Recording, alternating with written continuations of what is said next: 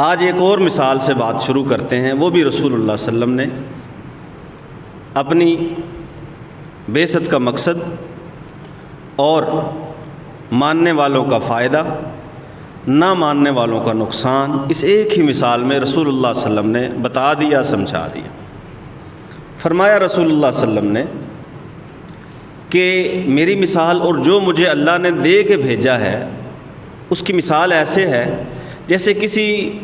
شخص نے کہیں پر ایک گھر بنایا، اچھا، خوبصورت، بڑا، کھلا، کشادہ، اور صرف گھر نہیں بنایا بلکہ اس گھر میں ایک بڑی ہی پرتکلف دعوت کا اہتمام کیا، اور دعوت کا اہتمام کر کے اس نے ایک بلانے والے کو بھیج دیا کہ جاؤ بھائی لوگوں کو بلا کے لاؤ کہ گھر ہے، گھر میں دعوت ہے، آپ کی ضیافت ہے، آپ کا اکرام ہے، آپ وہاں پہ تشریف لائیں۔ اب رسول اللہ صلی اللہ علیہ وسلم نے فرمایا کہ جس نے گھر بنایا ہے نا، گھر کا مالک وہ اللہ ہے۔ جس نے گھر بنایا، گھر کا مالک اللہ ہے، گھر جنت ہے، کھانا اس جنت کی نعمتیں ہیں،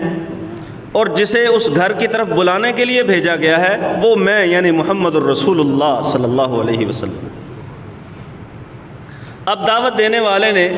آ کے سب کو دعوت عام دی کہ بھئی گھر کا مالک آپ کو بلاتا ہے، آپ کو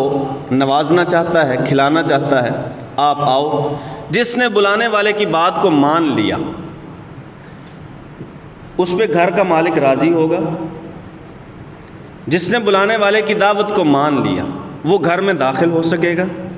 جس نے بلانے والے کی دعوت کو قبول کر لیا وہ اس میں جو نعمتیں ہیں مہمان نوازی کے طور پہ رکھی ان سے لطف اندوز ہو سکے گا،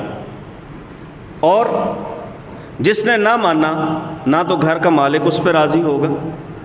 نہ وہ گھر میں داخل ہو سکے گا، اور نہ ہی وہ اس گھر کی نعمتوں سے لطف اندوز ہو سکے گا۔ تو یہ رسول اللہ صلی اللہ علیہ وسلم نے اپنی مثال بیان فرمائی کہ میں بلانے والا ہوں، میری دعوت پہ لبیک کہنے والا اللہ کا پسندیدہ بھی ہے، وہ جنت میں داخل بھی ہوگا، نعمتیں بھی استعمال کرے گا، اور جو نہیں مانے گا نہ گھر میں داخل ہوگا، نہ نعمتیں ملیں گی، نہ ہی گھر کا مالک اس پہ راضی ہوگا، اللہ بھی اس سے ناراض رہے گا۔ وہ اللہ کی خوشنودی حاصل نہیں کر سکتا جس نے محمد الرسول اللہ صلی اللہ علیہ وسلم کے بلاوے کو، رسول اللہ صلی اللہ علیہ وسلم کی آواز کو، رسول اللہ صلی اللہ علیہ وسلم کی پکار کو ٹھکرا دیا، آپ کی پکار پہ لبیک نہیں کہا۔ وہ شخص جنت میں بھی نہیں داخل ہوگا، نعمتیں بھی نہیں کھائے گا، اللہ بھی اس سے راضی نہیں ہوگا۔ یہ جو آخری جملہ رسول اللہ صلی اللہ علیہ وسلم نے فرمایا یہ قابل غور ہے۔ وَمُحَمَّدٌ فَرْقٌ بَيْنَ النَّاسِ، محمد لوگوں کے درمیان فرق ہے، کچھ لوگ اس طرف ہیں، کچھ اس طرف ہیں، کچھ ماننے والے، کچھ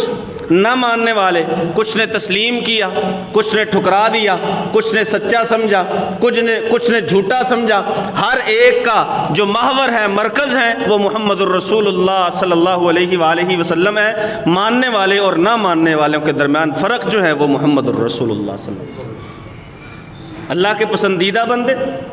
اور اللہ کے مبغوض بندے، ان کے درمیان اگر کوئی چیز فرق ہے تو کون؟ محمد الرسول اللہ صلی اللہ علیہ وآلہ وسلم۔ یہ بات انتہائی گہرائی کے ساتھ سمجھنے کی ہے، ذہن میں، دل و دماغ میں اتارنے کی ہے کہ اتنی بڑی بات رسول اللہ صلی اللہ علیہ وسلم نے کہہ دی کہ جو فرق ہے جنتی اور جہنمی کے درمیان وہ محمد ہیں صلی اللہ علیہ وآلہ وسلم۔ جو فرق ہے جنت کی نعمتوں سے لطف اندوز ہونے والے اور محروم رہنے والوں کے درمیان وہ محمد ہیں صلی اللہ علیہ وآلہ وسلم۔ جو فرق ہیں اللہ کے ان بندوں کے درمیان جن پہ اللہ راضی ہے اور ان بندوں کے درمیان جن پہ اللہ ناراض ہے، وہ فرق محمد ہیں صلی اللہ علیہ وآلہ وسلم۔